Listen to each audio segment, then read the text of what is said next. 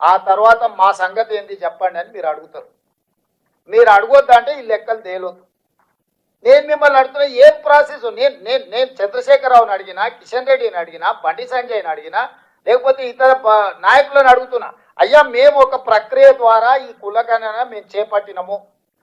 ప్రతి మనిషి లెక్కలు వివరాలు సేకరించి వాళ్ళతో సంతకం తీసుకొని ప్రభుత్వం ఒక అఫీషియల్ డాక్యుమెంట్ ఇచ్చినము. తప్పుడు లెక్క అని తప్పుడు మాటలు మాట్లాడకుండా ఎట్లా తప్పు లెక్క చెప్పుది.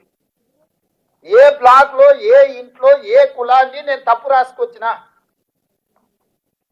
100% పారదర్శకంగా పక్కా లెక్క చేసిన ఇవాళ. ఎందుకంటే ఈ దేశానికే తెలంగాణ రోల్ మోడల్ గా నిలబడబోతుంది. ఇవాళ ఇన్నేళ్ళైనా మండల్ కమిషన్ ని ఆయన ఎప్పుడో బీహార్ కు ముఖ్యమంత్రి ఉండే ఆనాడు 79లో మండల్ కమిషన్ ఈ రోజుకి ఆయన పేరు. మండల్ కమిషన్ అంటే ఒక వ్యక్తి పేరు. ఎందుకు ఈ రోజు వరకు మీరు మనందరం ఎవ్వరం మాట్లాడినా మండల్ కమిషన్ మండల్ పేరు తీసుకుంటున్నాం అంటే చరిత్రలో నిలిచిపోయే ఒక గొప్ప చారిత్రాత్మక సాహసోపేతమైన నిర్ణయము. ఈరోజు రాహుల్ గాంధీ ఆదేశాల మేరకు మీరందరూ ఎన్నిక చేసి మీరందరూ అవకాశం ఇచ్చారు. తెలంగాణ రాష్ట్రానికి నేను ముఖ్యమంత్రి అయినా. తెలంగాణ రాష్ట్రానికి ముఖ్యమంత్రి అవడం అనేది ఆషామాషి విషయం కాదు. నా జీవితంలో ఈ లెక్క చేస్తే రేపు భారతదేశంలో ఎవరైనా ఆనాడు తెలంగాణ రాష్ట్రంలో రేవంత్ రెడ్డి ముఖ్యమంత్రిగా ఉన్నప్పుడు బలైన వర్గాల లెక్క పక్కా తెలిసిండు. అది నరేంద్ర మోడీ రాహుల్ గాంధీ గారా లేకపోతే నేను ఇంకోరా చెప్పట్లేదు. ఎవరైనా ఈ దేశంలో ఒక నివేదిక గురించి చర్చించాలంటే తెలంగాణ రాష్ట్రం గురించి రేవంత్ రెడ్డి గురించి మాట్లాడాల్సిందే. ఇది చరిత్రలో నిలిచిపోయే చారిత్రాత్మకమైన సందర్భము. చరిత్రలో ఒక గొప్ప అవకాశాన్ని జారవించుకుంటే అంతకంటే రాజకీయ అజ్ఞానం కానీ లేకపోతే దురుద్దేశం కానీ ఇంకోటి ఉండదు. నేను రాజకీయ అజ్ఞానంతో లేను. నేను నాయకుడు ఇచ్చిన ఆదేశాలను అమలు చేసే ఒక కార్యకర్త, క్రమశిక్షణ కలిగిన కార్యకర్తగా నా నాయకుడు ఇచ్చిన ఆదేశాలను నా నాయకుడు తెలంగాణ ప్రజలకు ఒక మాట ఇచ్చిండు. మా ప్రభుత్వం తీసుకురండి, మీరు మీ లెక్క కట్టి పక్కాగా మీకు అప్పచెప్తామని మా నాయకుడు చెప్పిండు. సంవత్సరం తిరిగే లోపల ఆ మాట నిలబెట్టాలని ఈరోజు ఇంత గొప్ప కార్యక్రమాన్ని నేను తీసుకొని ముందరికి వచ్చిన. నాకు తెలుసు నాకు ఎన్నొత్తుళ్ళు ఉన్నాయి.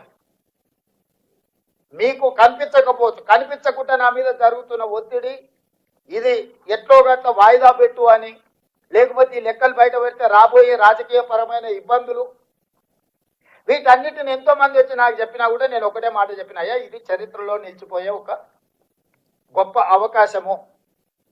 ప్లస్ మా నాయకుడు రాహుల్ గాంధీ గారు ఈ దేశానికి రాష్ట్రానికి ఇచ్చిన మాట, నాయకుడు ఆదేశాలను పాటించడమే నా ధర్మము. ఈ వేదిక మీద ఇంతమంది సీనియర్ నాయకులు ఉన్నారు, నాకంటే చాలా మంది. హనుమంత్ అన్న మేము పుట్టినప్పటి నుంచే రాజకీయాలలో ఉన్నాడు. చాలా మంది ఇప్పుడు జానారెడ్డి గారు లాంటి వాళ్ళు 40-50 ఏళ్ళ నుంచి ఉన్నారు. వీళ్ళందరికీ రాని అవకాశం నేను ముఖ్యమంత్రి అయినా.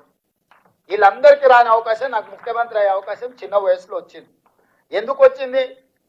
ఆనాడు ఆ నాయకుడితోనైనా నాయకుడు ఏం కోరుకుంటాడో, నాయకుడు ఏం ఆదిస్తాడో 100% నాయకుడు ఆదేశాల మేరకు పార్టీ నిర్ణయం మేరకు పనిచేసిన కాబట్టి నాకు అవకాశాలు వచ్చినాయి.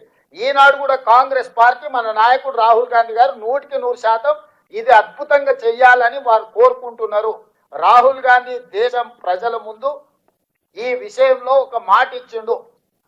పార్టీ కోరుకుంటుంది, నాయకుడు ఆదేశించిండు, దాన్ని తూచా తప్పకుండా 100% అమలు చేయాలన్నదే నా ఆలోచన. కాబట్టి ఈరోజు దీన్ని పారదర్శకంగా పక్కాగా చేస్తున్నా. ఎవరికైనా ఏమైనా శశపిశలు, అపోహలు, అనుమానాలు ఉంటే పక్కన పెట్టండి. ఈ రోజు మనం చేసిన లెక్క 100% పక్క. ఎవరు ఏం చెప్పినా నమ్మకండి మిత్రులారా.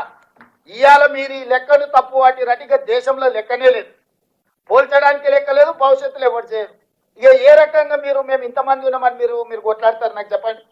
ఇవాళ ఈ అవకాశాన్ని మీరు వదులుకుంటే ఇక మళ్ళీ అవకాశం వస్తుందని నేను చేయడానికి వేరే ప్రక్రియ లేదు. నేను చేయగలిగిన, ఈ ప్రభుత్వం చేయగలిగిన ప్రతి అంశాన్ని పరిగణలోకి తీసుకొని మన దగ్గర జిల్లాలు తిరిగినాం. డెడికేటెడ్ కమిషన్ భూసాన్ వెంకటేశ్వరరావు గారిని వేసిన ఒక BC IAS, BC commission G Niranjan గారిని కాంగ్రెస్ పార్టీ క్రమశిక్షణ కలిగిన నాయకుని బీసీ కమిషన్ చైర్మన్ చేసినాం. వాళ్ళందరి సలహాలు తీసుకొని డెడికేటెడ్ బీసీ కమిషన్ వేసి వెంకటేశ్వరరావు గారిని, వాళ్ళ ఫాదర్ కూడా గొప్ప బీసీ నాయకుడు, అట్లాంటి వాళ్ళని పెట్టి ఈరోజు ఈ ప్రక్రియ అంతా చేసినాం.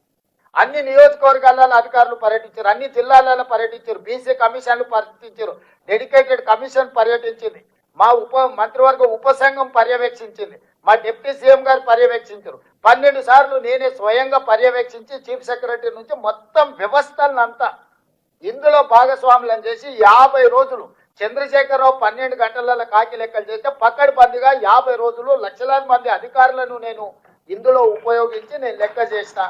ఈ లెక్కను కూడా మీ ఇవాళ తప్పని వాళ్ళు తప్పుడు ఆరోపణలు చేస్తే మన వాళ్ళు మౌనంగా ఉంటే శాశ్వతంగా నష్టపోతారు. ఇంకే రాష్ట్రం కూడా ముందుకు రాదు. ఇవాళ ఈ రాష్ట్రంలో లెక్క పక్కా తెలిస్తే మిగతా రాష్ట్రాలలో మిగతా ముఖ్యమంత్రులందరికీ కూడా విధి లేని పరిస్థితి వస్తుంది. మోడీ గారు కూడా చెయ్యక తప్పని పరిస్థితి కల్పించాలి.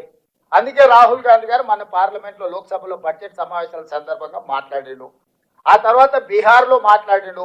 దేశం మొత్తం ఈ తెలంగాణలో మోడల్ని రాహుల్ గాంధీ గారు తీసుకొని దేశం మొత్తం నలుమూలలు పర్యటించి డిమాండ్ చేయాలని రాహుల్ గాంధీ గారు కార్యాచరణ తీసుకుంటున్నారు. కాబట్టి ఈ కార్యాచరణతో రాహుల్ గాంధీ గారు ముందుకెళ్తే నరేంద్ర మోడీ గారికి రాజకీయంగా తీవ్రమైన విమర్శను, రాజకీయంగా తీవ్రమైన వ్యతిరేకతను ఎదుర్కోవాల్సిన పరిస్థితి. ఎందుకంటే 12 ఏళ్ళు ప్రధానమంత్రి కూడా ఆయన చేయలేదు. రాహుల్ గాంధీ డిమాండ్ చేస్తున్నాడు, రాహుల్ గాంధీ తెలంగాణలో చేయించిందంటే రేపు దేశంలో ప్రధానమంత్రి 100% రాహుల్ గాంధీ గారు ఇది చేస్తారని ప్రజలకు ఒక్కసారి బలహీన వర్గాలకు నమ్మకం కలిగిందంటే రాహుల్ గాంధీ దేశానికి ప్రధానమంత్రి అవుతాడు. రాహుల్ గాంధీ ప్రధానమంత్రి అయితే మొట్టమొదట నష్టపోయేది నరేంద్ర మోడీ. నరేంద్ర మోడీ గారి పదవి పోతే బండి సంజయ్ది, కిషన్ రెడ్డి ఉద్యోగం ఆటోమేటిక్గా ఊడిపోద్ది. వాళ్ళ ఉద్యోగాల రక్షణ కోసం మన ప్రభుత్వం చేసిన ప్రక్రియను మొత్తాన్ని తప్పుబట్టి దీంట్లో కొంతమంది కొన్ని సంఘాలను, కొంతమంది వ్యక్తులను వాళ్ళకు ఉన్న పరిమితమైన జ్ఞానమో సమాచారం లేకపోవడం వల్లనో వాళ్ళు ఏదేదో మాట్లాడుతున్నారు. దీన్ని తిప్పికొట్టకపోతే, దీన్ని ప్రజలకు వివరించకపోతే, మీరు దీని ఓనర్షిప్ తీసుకోకపోతే, this is your property, this is not my property, this is your property, your property has to protect your self. మీకు ఒక ఆస్తిని జమ చేసి రాహుల్ గాంధీ గారు ఇస్తే మీరు ఆ ఆస్తిని కాపాడుకోకపోతే రేపు భవిష్యత్తులో ఏం చెప్పుకుంటారని నేను అడుగుతున్నా. ఇక్కడ ఉన్న మిత్రులందరూ, మీరందరూ చదువుకున్న వాళ్ళు, నాకంటే గొప్ప చదువులు చదువుకున్న వాళ్ళు, మీకు సోషల్ ఇంజనీరింగ్ తెలిసిన వాళ్ళు, సోషల్ రెస్పాన్సిబిలిటీ ఉన్న వాళ్ళు ఇందులో ఉండరు. మీరు ఎవరికి వాళ్ళు ఏదో లే రేవంత్ రెడ్డి గారు చేసి ఆయన చెప్పుకుంటారులే, పట్టి విక్రమార్క చేసి ఈయన చెప్పుకుంటారులే అంటే ఇది అల్టిమేట్ గా ఎవరికి నష్టము? మరి ఇక మీరు అందరు కట్టబట్టుకొని బయటకు బయలుదేరకుండా ఎక్కడికక్కడ మీరు ఎవరికి వాళ్ళు సైలెంట్ కూర్చుంటే, సైలెంట్ స్పెక్టేటర్స్ కింద ఉంటే ఇది 100% మీకు తీరని నష్టము. ఇక ఈ దేశంలో ఇంతకంటే ఒక పకడ్బందీ ప్రక్రియతో చేయగలిగిన రాష్ట్రం లేదు. అన్ని రాష్ట్రాలను చూసి ఒక పకడ్బందీ ప్రక్రియతోటి ఈరోజు నేను ఇది చేపట్టిన. దీన్ని మీరు కాపాడుకోండి. దీన్ని కాపాడుకోకపోతే ఇక నా శక్తి మేరకు నేను చేసిన. ఇక దీన్ని మీరందరూ కలిసి కంచేసి కాపాడుకోవాల్సిన సందర్భం వచ్చింది. దీన్ని కాపాడుకోండి. కాపాడుకోవడమే కాకుండా ప్రజల దగ్గరికి తీసుకెళ్లాలి. కాంగ్రెస్ పార్టీ కార్యకర్తలుగా, కాంగ్రెస్ పార్టీ అభిమానులుగా రేపు రాహుల్ గాంధీ గారిని మనం ప్రధానమంత్రిని చేయాలంటే ఓ కార్యాచరణ మనకు ఉండాలి. కార్యాచరణ లేకపోతే కూడా మనం ఈ ప్రక్రియను ప్రజల దగ్గరికి తీసుకెళ్లలేము. ఒకటి, మనం ఏ రకమైన ప్రక్రియ ద్వారా ఈ సమాచారాన్ని సేకరించి క్రోడీకరించి ఈరోజు మనం లెక్కలు చెప్తున్నామో, లెక్కలు తప్పని కాదు, ఎక్కడ తప్పు ఉందో చూపించమని సవాల్ విసురుతున్నా కేసీఆర్ను, కేటీఆర్ను, హరీష్ రావును, కిషన్ రెడ్డిని, బండి సంజయ్ని, రేవంత్ రెడ్డి, తెలంగాణ రాష్ట్ర ప్రభుత్వము, మహేష్ కుమార్ గౌడ్ గారి పిసిసి అధ్యక్షుడిగా ఈరోజు మేము కట్టిన లెక్క తప్పైతే ఎక్కడ తప్పు ఉందో చూపించమని సూటిగా అడుగుతున్నా. నేను ఉత్తగానే తప్పు తప్పు అని దీన్ని మొత్తాన్ని బుట్టదాఖలు చేసేదానికి కుట్ర జరుగుతుంది. కుట్రగా చేయడంలో భాగంగానే తప్పు అని మాట్లాడుతారు. ఫలానా దగ్గర తప్పు ఉందని ఇప్పటివరకు ఎవరైనా చూపించారా? ఎవరైనా మేధావులని మీటింగులు పెట్టి చెప్పేటోళ్ళు రేవంత్ రెడ్డి చేసిన ఫలానా ఊర్లో కొండారెడ్డిపల్లిలో ఫలానా దగ్గర ఈ బీసీ బదులు ఓసీ అని రాసిందని మళ్ళీ లెక్క చూపించిందా? పోనీ ఫలానా దగ్గర ఈ లెక్కలో తప్పు ఉందని ఎప్పుడని చెప్పిందా? ఏదీ లేదు. జస్ట్ బట్టగాల్చి మీద వేస్తావు, నువ్వు తుడుచుకుంటే తుడుచుకో, లేకపోతే నువ్వే కాలిపోతావు. ఆర్పుకుంటే ఆర్పుకో, తుడుచుకుంటే తుడుచుకో.